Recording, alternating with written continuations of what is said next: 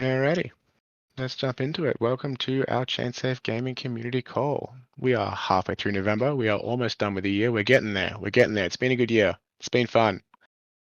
Let's check out this sweet little intro video that we made.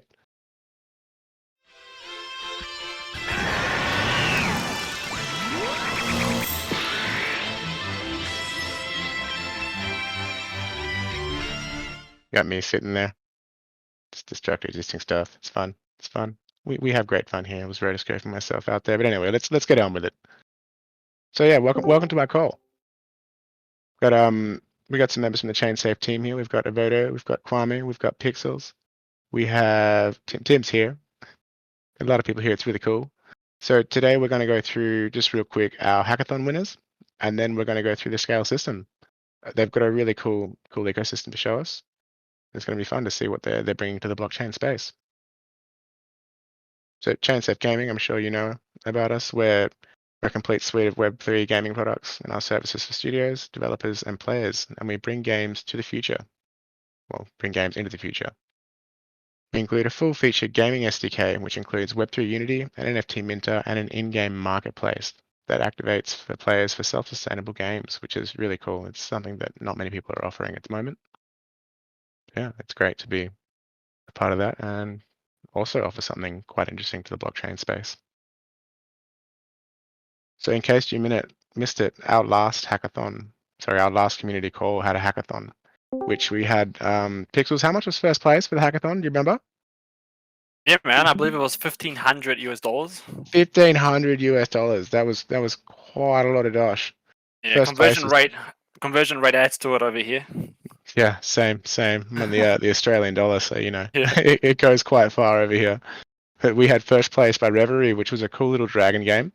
You could mint your own dragon and fly around. It was pretty sweet. Second place went to Forgotten Familiars, which was basically a game that you'd mint NFTs, and it was like a side scroller, little effects that you could shoot off. It was really fun to test out.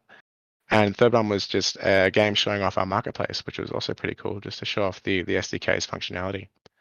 Yeah, they had some cool prizes go out, and the winners were quite happy with what they received. We were really happy to get that hackathon started, and hopefully we have some more coming up in the near future. So well done to everyone that participated, and yeah. So now what we're going to do is we are going to kick it off and pass it over to John and Chadwick from Scale. We're going to let them introduce themselves and share some important updates with you about their ecosystem.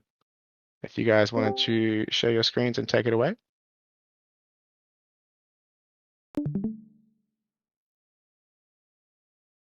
Sure. I'll kick it off. This is Chadwick Strange speaking, head of product at SKALE. Been with SKALE since the start. And I'm joined here by my colleague, John. I'll let him introduce himself. Thanks, Chadwick. I didn't realize I was on a call with a bunch of Aussies and New Zealanders. That's good to hear. So, John Frost, Director of Solutions Engineering, and I help with the validators, the partners, and the dApps. And I've been with SKALE roughly a year and a half now. It's been an exciting journey. Very enjoyable, great culture. Couldn't praise the team anymore. We're doing some amazing things, which I think I'll pass back to Chadwick to kick things off. Yeah, thanks, John. It's also really great working with you. And as head of product, we work very closely with the SE team on all things validators, helping dApps get launched on the SKALE network, as well as helping integration partners. So really excited to join John here and present the SKALE network. In terms of run a show, I'm going to very briefly go through a SKALE network overview.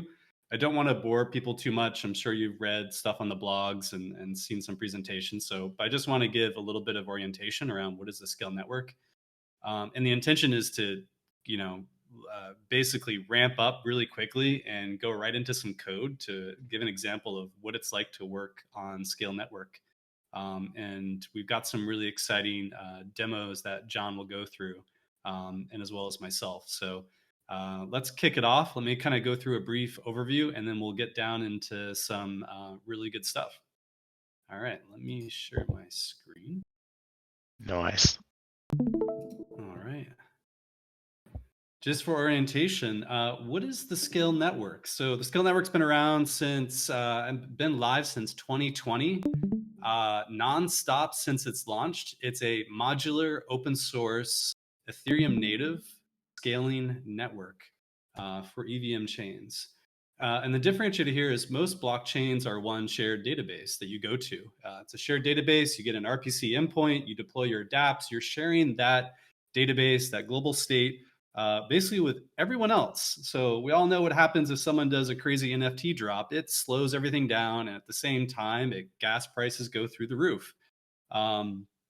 And you have one single RPC endpoint or maybe some backup endpoints that you use to deploy, do calls, do transactions.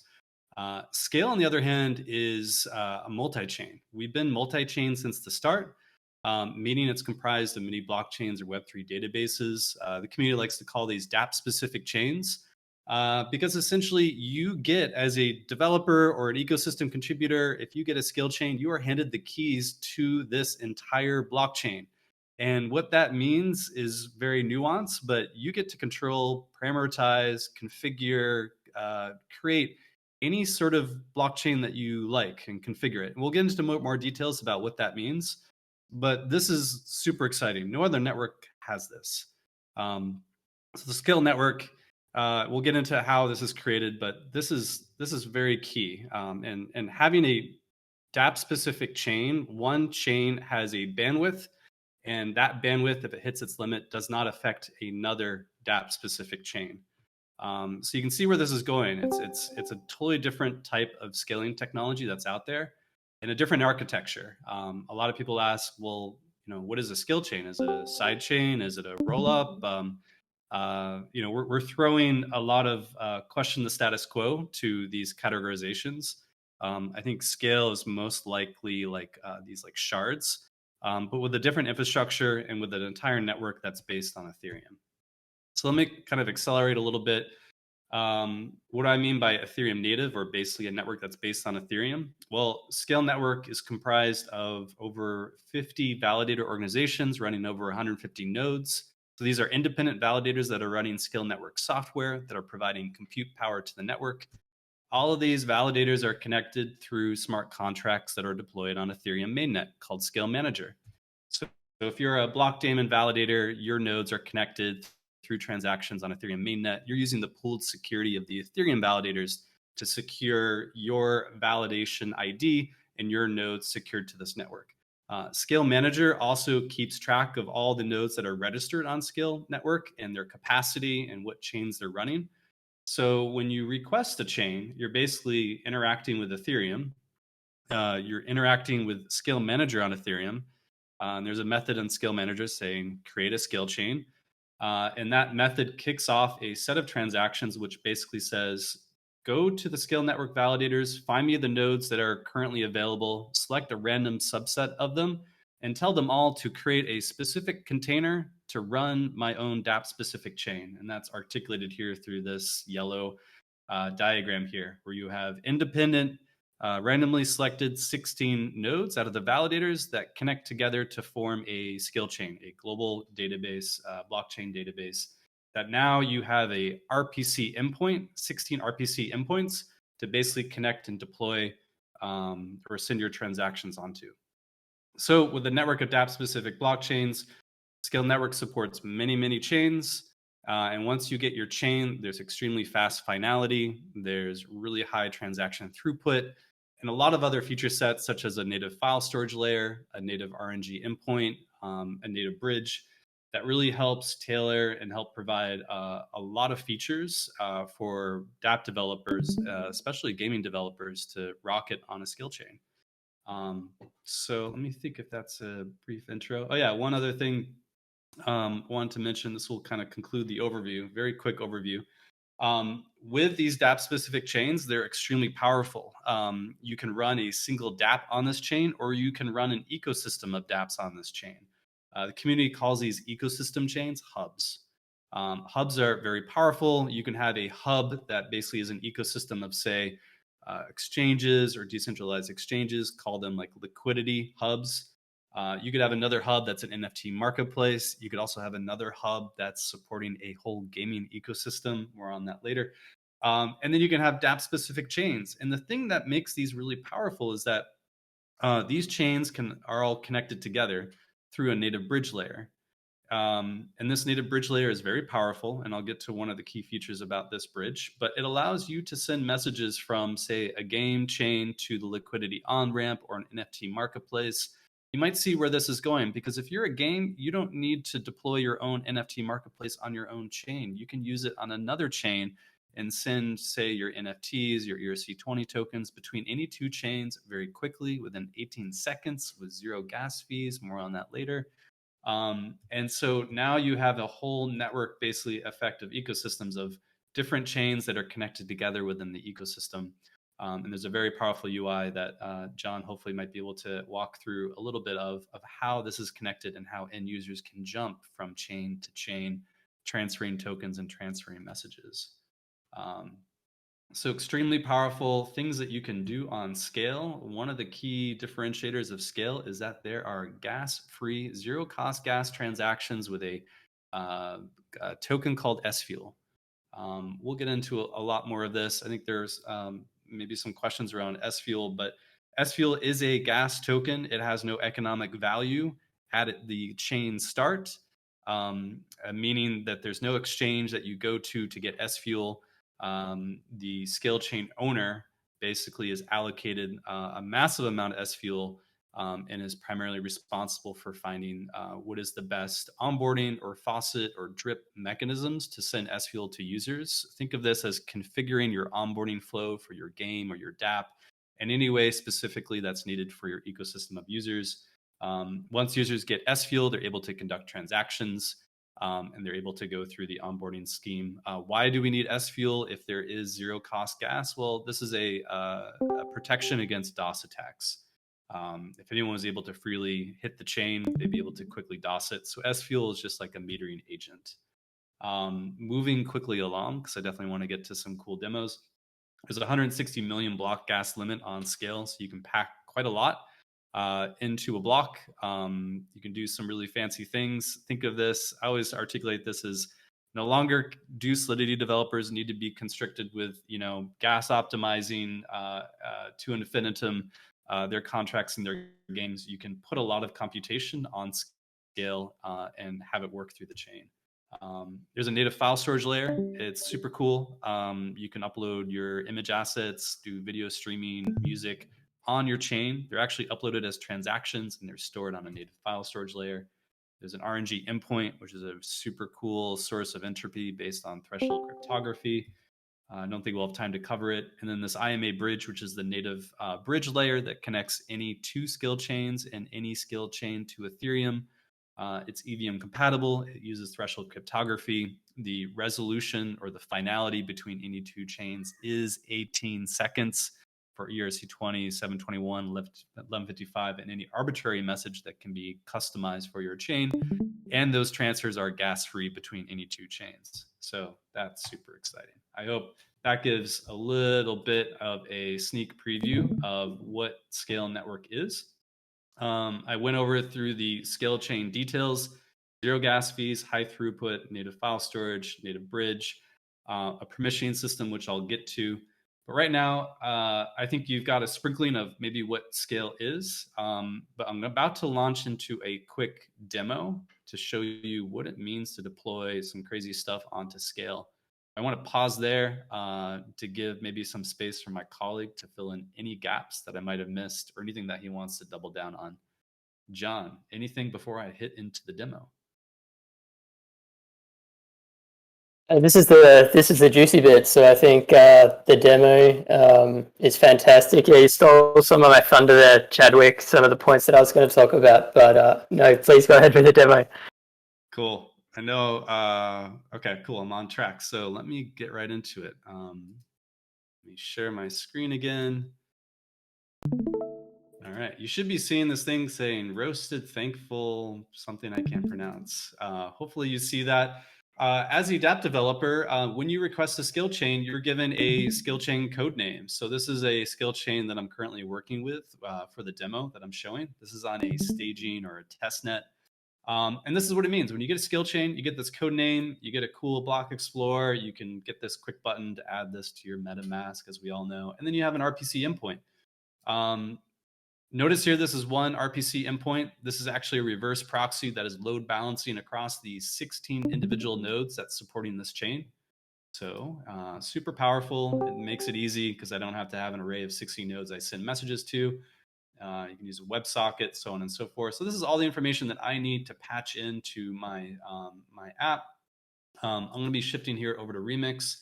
So I've already deployed this contract, but I want to talk a little bit about the logic. I call this the Strange token.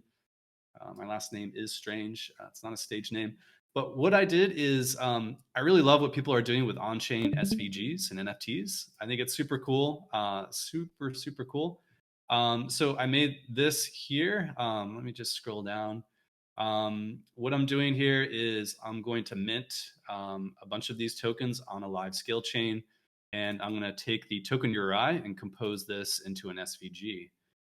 Using a couple cool things here. I mentioned that source of RNG endpoint, random source of entropy. I'm using this, which is pulling the threshold signature shares of the current block to derive my random number. Anyhow, this is the key part. I'm generating an SVG using SVG elements. I'm putting a random element in. I'm basically randomizing 3 circles and storing that into a token URI and minting that on the skill chain. Just imagine expanding this. Instead of 3 circles, maybe you have a whole desktop full of like thousands of SVG elements. As you can see, like minting or the gas cost for that could be astronomical. But on Scale, it can handle that. So without further ado, what I'm going to do here is switch over to my terminal. And one moment. Hopefully you're seeing my terminal. Oops, let me go right in here. Yep, that's all there. And what I'm going to do is I'm going to run this script just for time purposes. I'm actually not going to mint 1,000 NFTs, but I'm going to mint 100 NFTs really quickly. I'm going to kick this off right now. It's going to send that to the skill chain. It's going to run through and mint the next 100 NFTs using that on-chain SVG. And give it a second. I did test this right before. Here we go. Boom. We are minting live. There might be a little bit of a draw because it's doing it in batches. Skill chain's getting it, and boom, there we go. All those SVGs are being created, minted, being stored into the token URI, minted directly on the chain. And what I'm going to do here is I'm going to grab one of these token IDs, so 1779. I'm going to head back over to Remix. Sorry for the screen changes all the time. So I got here in Remix, I'm using the injective provider. I'm hitting the endpoint. I've got my token URI right here. So let's see. I'm going to pull up 1779, the token URI. Oops. This happened before. Let's see here. Always with a demo, something happens. I love doing things live because you gotta love Remix, man. Yeah, gotta love Remix. Let me get this going. Without further ado, because I don't want to stop, I'm going to come back to this after John runs through some demos. So I'm going to stop and turn it over to John, and I'll come back as soon as I get this fixed with Remix, and I'll show you the token URI that was minted. To interject, that was actually quite cool with how fast all those batches minted. It's insane. So really well done there, guys. John, if you want to take it away. Yeah, I'll take it away. And as Chadwick was alluding to before, we've got these individual chains, we've got these hubs, and this is what I'm showing you on the screen here. You can see it on mainnet, scalenodes.com. This is kind of our SKALEverse, our Scale ecosystem. So you can see here, like, this is the Scale Community Hub.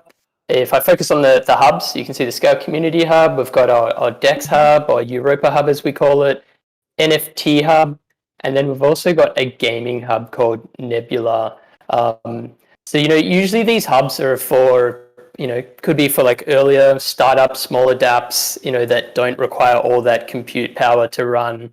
Maybe it might be a smaller amount of users, and they require less resources, and so forth. But the great thing is once you're in the hub, you do see kind of an effect where maybe you use, playing one game and then they're like, well, I can also play this other game. So it's good to kind of see that effect kind of coming in. But we've also got like individual chains. It just really depends upon the dApps and what they're doing. So some of them that I, will highlight, I think it kind of makes sense to kind of look more on the gaming for this audience. We've got these, essentially these 4 that are live. We also do have a lot more, I didn't highlight this before. We actually do have a lot more in the pipeline. It's not as if it's, it's all gaming. It's not as if it's all gaming. It's, music. It could be, on social media. So there's a lot across the spectrum in terms of the dApps and partners and what they're doing. You can, see wallets. You can see domains and, oracles and so forth. But, there's CryptoBlades here. I'm sure the audience is probably aware of CryptoBlades.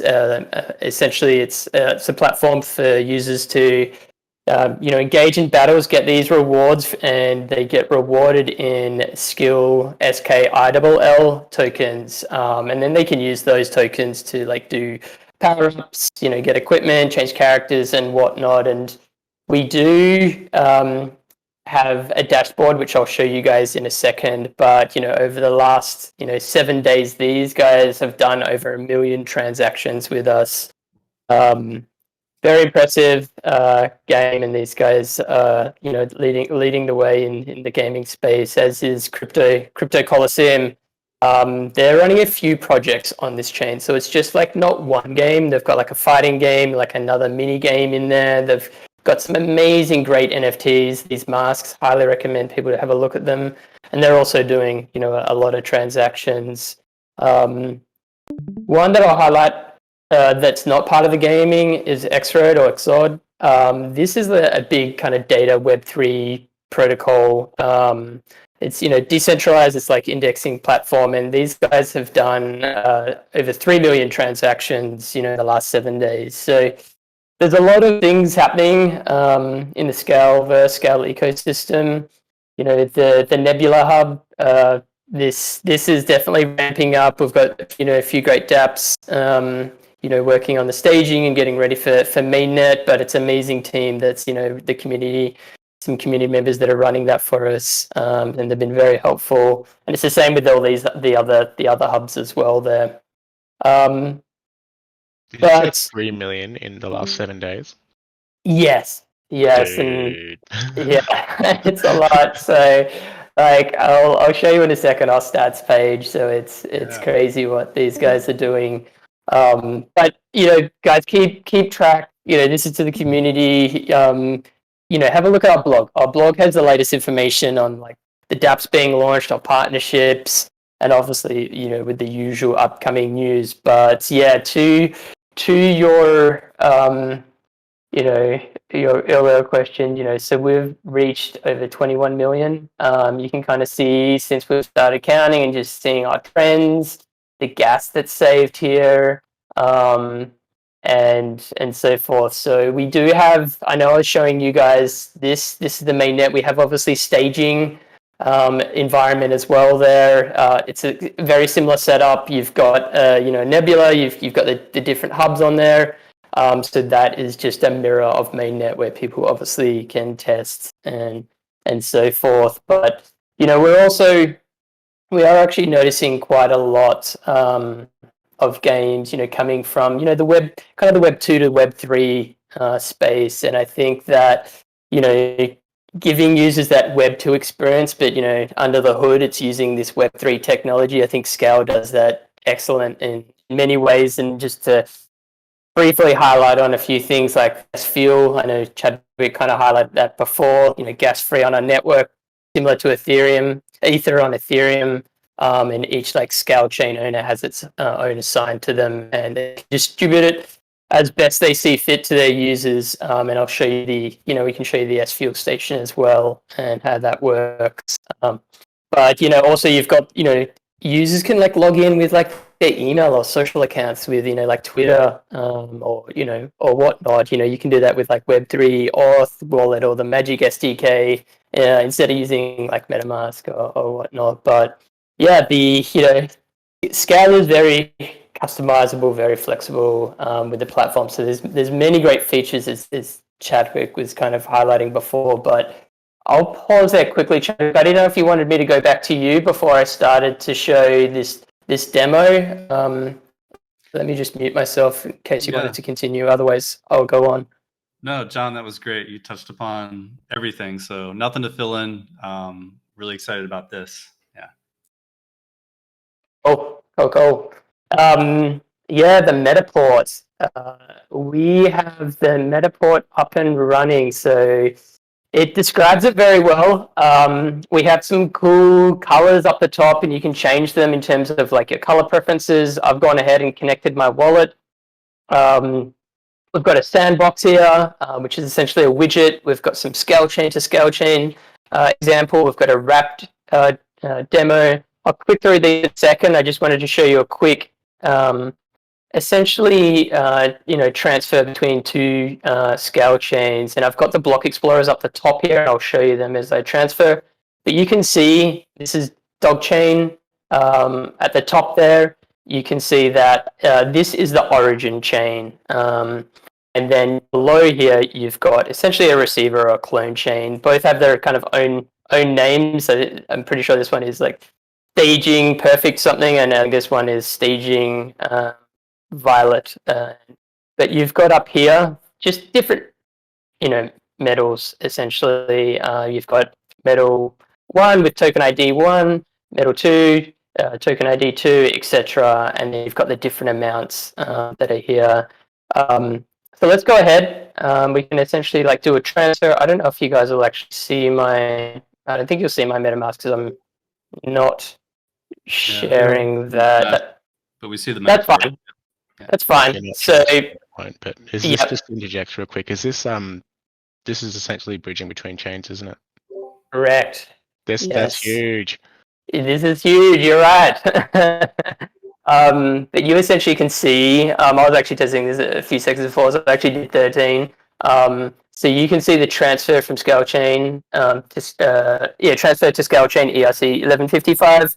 The token ID, so that is the 13, and with the 3, and then also you can actually see, I've done it again. I forgot to refresh. Apologies. And then you can see the same on the receiver or clone kind of chain here. So you'll see 13 there again. So that is, as Chadwick was saying, it's done very fast. And the great thing is you guys can, people can play around with this. You can do this the other way as well. You can go from cat chain to dog chain.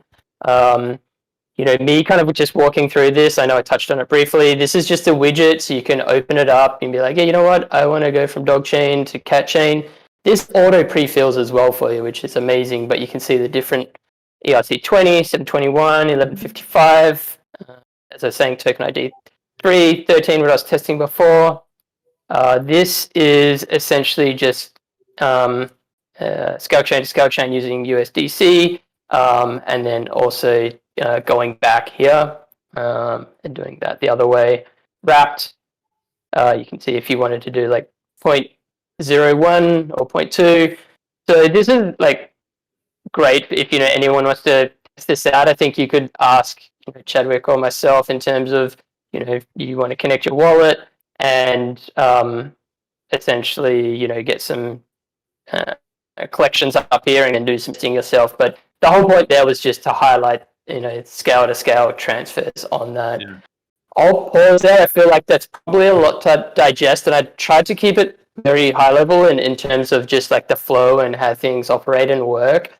But I'll stop sharing, and Chadwick, I'm gonna pass it back to you.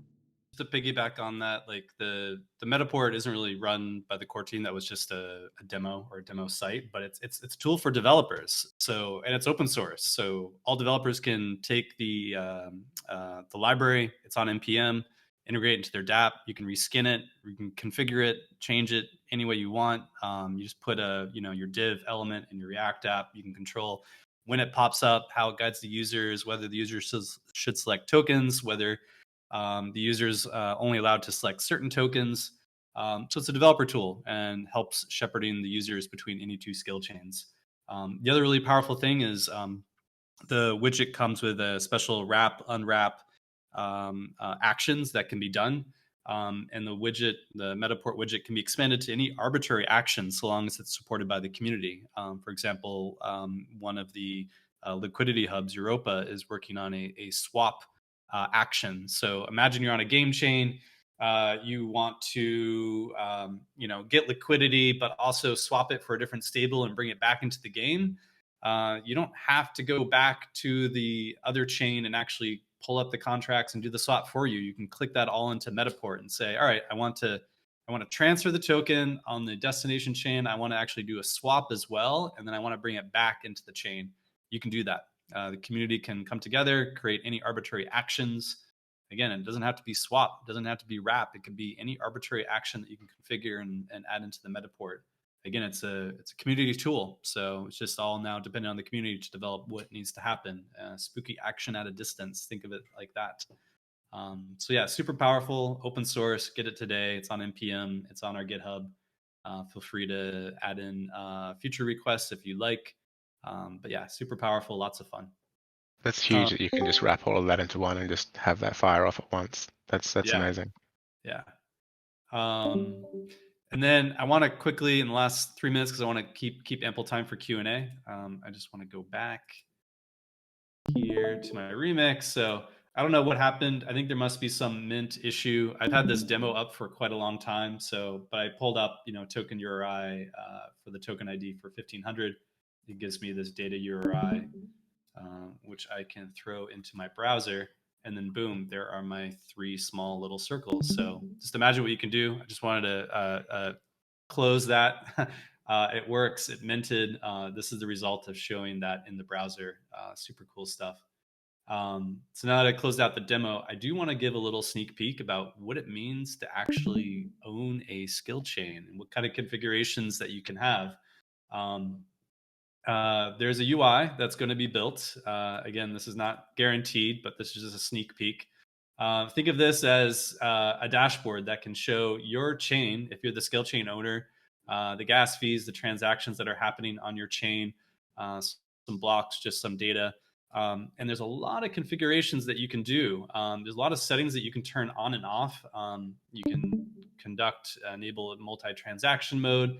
You can set up reserve space for certain users to upload assets into file storage, and so on and so forth. You can configure the bridge and go through the whole process of mapping tokens between any 2 bridges, which is super powerful about the bridge. Not a lot of other bridges have this. I think normally with bridges, you have to put in a request to the core team to allow the assets to be mapped. That's no longer the case with Scale. You can, as a scale chain owner, or if you have the permission layer by the scale chain owner team, you can be a bridge mapper and be in charge of mapping all sorts of assets, ERC20, 721s to the bridge, and basically configure all the bridge protocols right from the UI itself.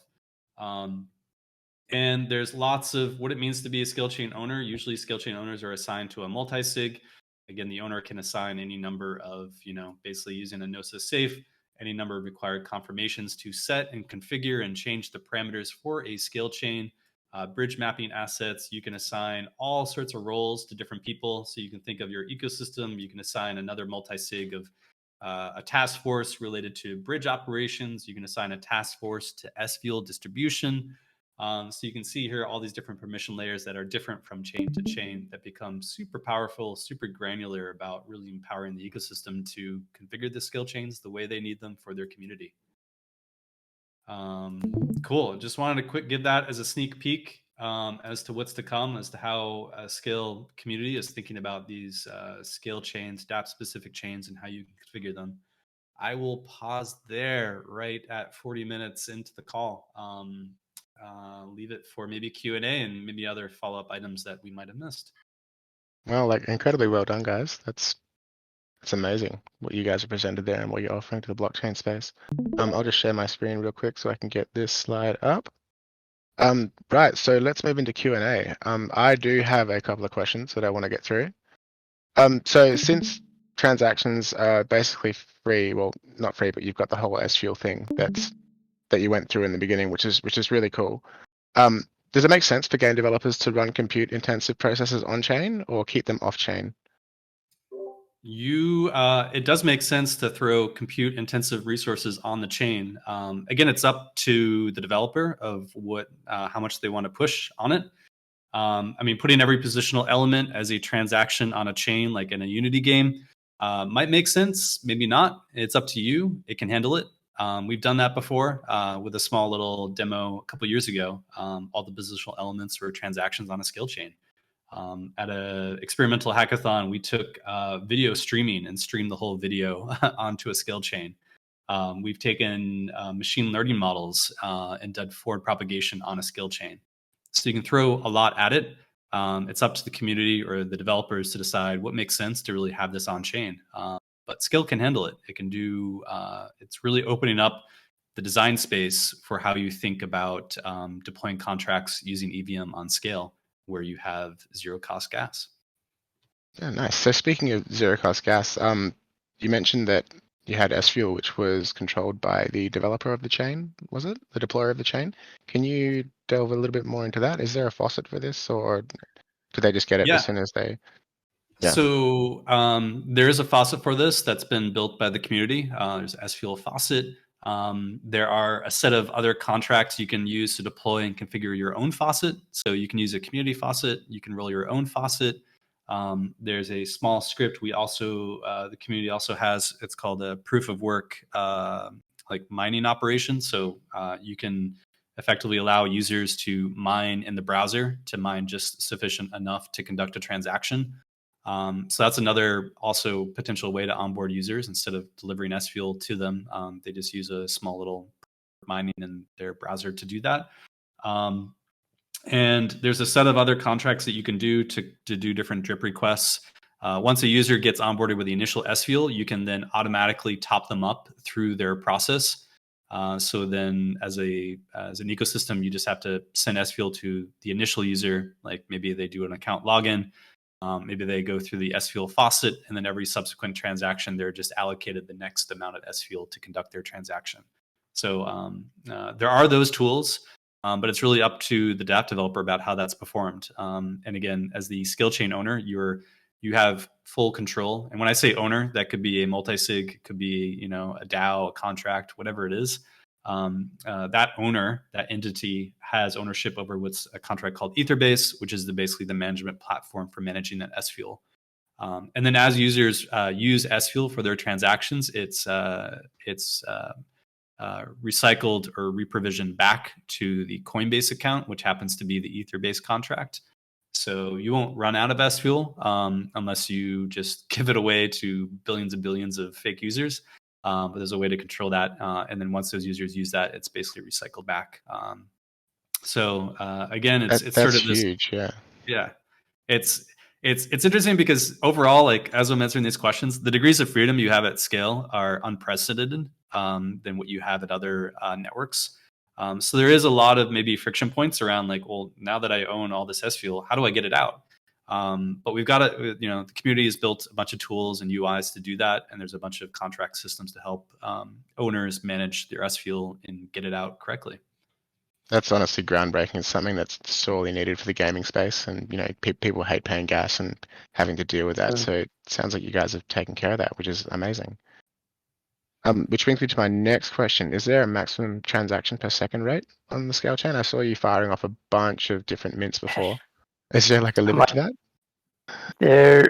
I might jump in on this one, Chadwick, and feel free to add to that. So we do, like before, for example, when I was doing my demo at ETHSF, I got 80 transactions in one block. But in saying that, like we've had on peak performance, it's up to like 500. But for, I guess, for logistics per se, we say around 200 transactions per second. So that's substantial amount. In terms of doing that per second, and yeah. Yeah, it really is. That's really cool. Pixels, did you have a question that you want to Yeah, throw? actually, yeah. Thanks for passing the mic. Hey guys, just two quick questions. As a play-to-earn developer, for actual developers interested in creating play-to-earn games on Scale, are they able to create their own custom tokens on the Scale chain and define its own crypto economics? Sorry.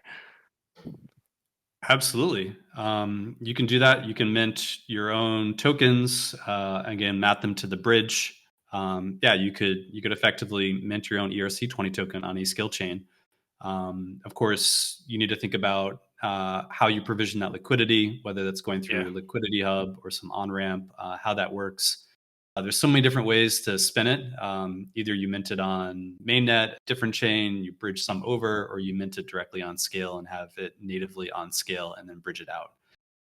So Okay, again, cool. here the degrees of freedom are enormous of what you can do. But It depends on how you approach it, really.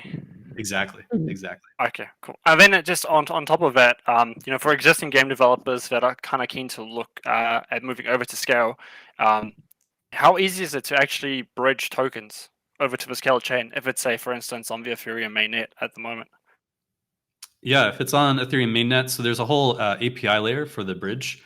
And we have, there's docs over at Scale Network or Scale.space that walk you through the entire process. Again, it's basically you do a mapping request where each side of the bridge, you basically map the token. And then once it's mapped, those tokens can move freely across the bridge. And what I said before is, when you're an owner or you're given the permission layer as like a bridge mapper, you can do that on the fly. So it is very easy. There's a whole SDK. There's also a sandbox to walk you through that process. Cool. Are you guys able to link the SDK and sandbox in our chat? Is that possible? Yeah, I think so. If you see in the Web3 Unity Gaming general chat there, I've also just sent out a message to say if anyone has any questions, please just ask them there, and we'll relay them into the chat. I don't want to unmute everyone because it's going to be super noisy. So, Chaotic. Yeah.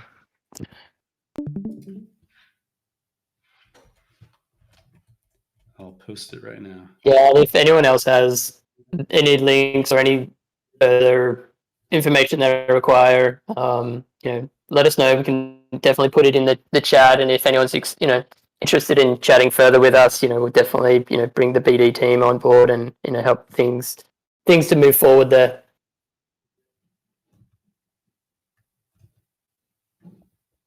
The Firekeeper's typing up a storm. Just give him a sec. This dude's real good.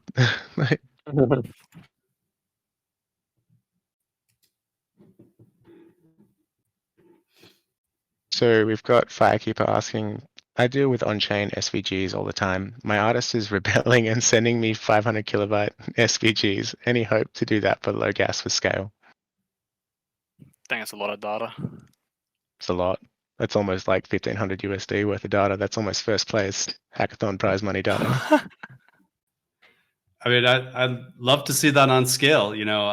I was reaching out to some SVG experts to see, like, you can code an entire website in SVGs, and I was like, I'd love to see that as an on-chain SVG, just like little websites with, or maybe full page websites with interactive buttons and whatnot.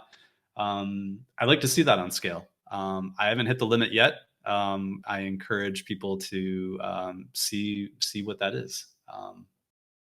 But that can be done, again, with zero cost gas fees on Scale. So there you go, Firekeeper. Yes, that's a yes.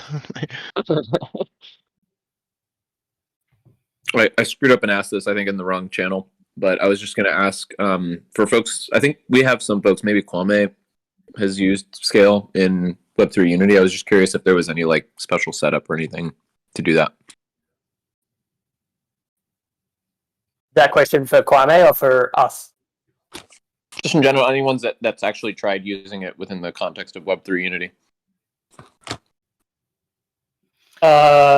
Unity, no, we haven't done anything for the Unity side of things yet. But I think sorry to jump in. I know there was a demo that was done a while ago in Unity. I haven't looked at it in a while. I personally haven't deployed it or used it, but I know that was done. I can probably find it and share it with the caveat that was it's that probably Ethereum, Chadwick?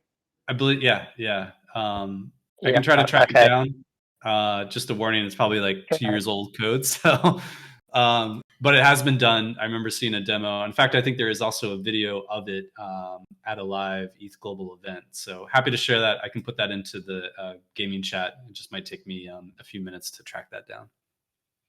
That'd be sweet. Yeah, someone on another channel I think asked, like, is there some kind of special like partnership between Scale and ChainSafe Gaming? Nothing planned, but like obviously we want to make sure that we support you guys as much as possible. So it'd be cool if someone was motivated to use Scale with Web3 Unity. If someone wanted to like try building a game and telling us kind of what we can do to make sure that that works properly. I'd love to see that if anyone wanted to do that. 100%. Yeah, I'll track down that stuff and post it in the channel. But yeah. Thanks. There, Kwame just responded. He's muted, but he says it works. There we go. Yeah, I thought Kwame did it. That's some. Like you mentioned, always doing everything, man. He's everywhere. It works. All you need to do. I don't know if you guys can hear me, but all you need to do is just change the RPC to the S chain that you want to connect to, and everything else just works. Of course, you have to like launch your contracts on the S chain or the Scale chain that you are connecting to through RPC. But that's all you really need to do to switch over from. Yeah, it's quite easy. Oh, that's actually pretty easy, to be honest. That's just the same thing, just a little bit different. Yeah. Well, we do every day. So the RPC provider basically act like any other Ethereum RPC provider. Like the tooling would be the same. Yes. There's also a compatibility doc. If you need some maybe obscure RPC method, there's a compatibility doc that we have that I think is going to be updated, but you can refer to that on our doc site. I can post that. Sick. Yeah. But for most general, like 95% of the ETH calls that you normally use, it's compatible. But if you're using something obscure, it might be just worth just to double check with the team. And the only other thing that I would mention is the like when you're doing like ERC 721 1155s that you set your like minter role on your contract. So that'd be just something else you'd need to add.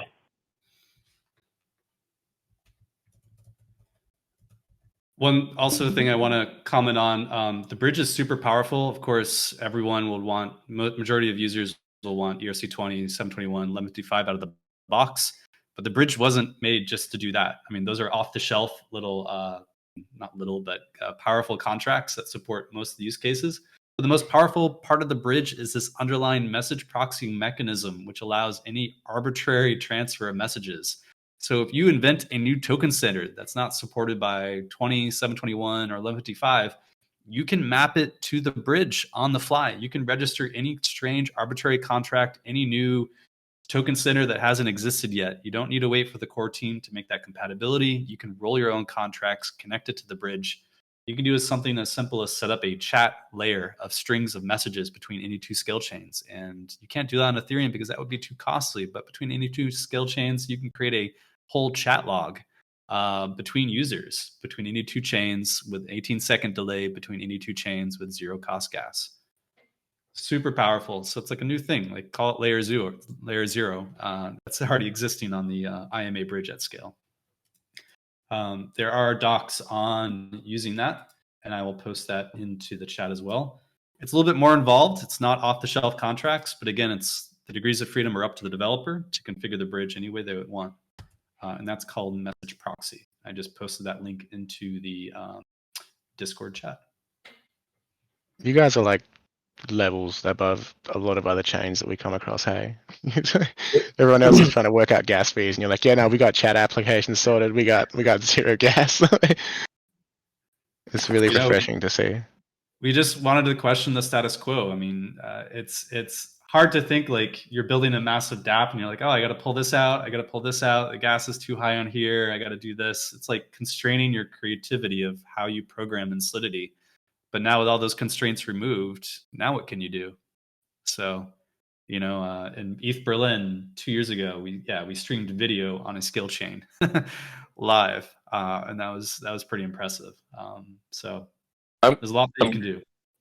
I was just gonna ask one more question. Like, I guess what do you guys have planned internally, or like based on grants you're giving out, or like what you're seeing people start to want to develop that would be like functionality that could be really useful for gaming in the future that's built for scale? Like what kind of new functionality are you interested in?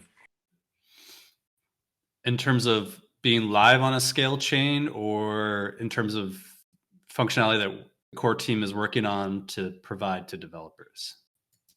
Either of those, yeah. Like for gaming specifically, like what do you think is going to be one of the more useful tools for gamers that's like coming up? That's not out. I mean, there's MTM multi-transaction mode that Chadwick just showed, but I'm assuming you're talking about kind of in the future. Yeah.